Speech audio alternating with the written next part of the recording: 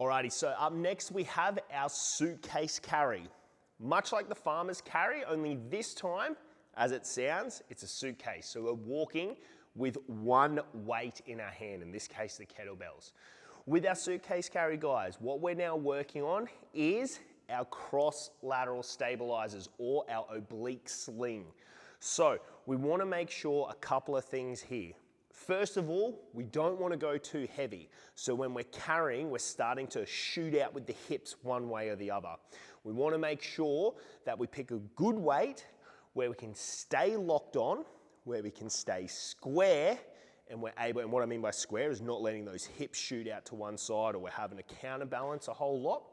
So we want to make sure we're picking a weight that's working for there.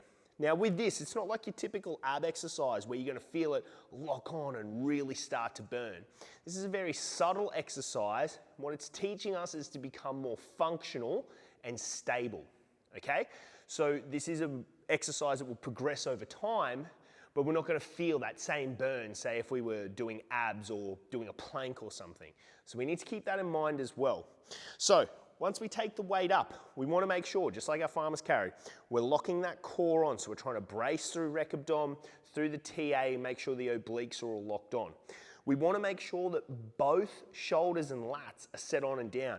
There's no point on just setting, in this case, the right lat down, and then I'm all sloppy here on the left. So now what I'm trying to do, because I've got this oblique sling that's working, as I'm stepping, just like the normal farmer's carry, I'm keeping everything locked on, and I know there's going to be a weight transfer between the feet.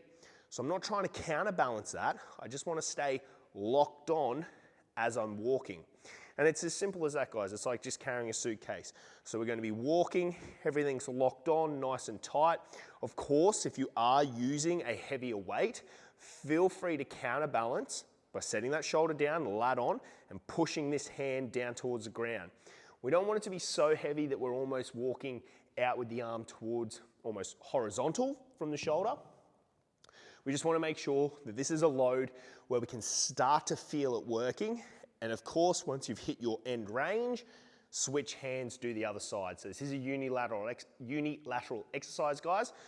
So we want to make sure that as we're moving through, we are hitting both sides. I would always recommend starting with that non-dominant side, either if you know you're not as dominant through a hip or with grip.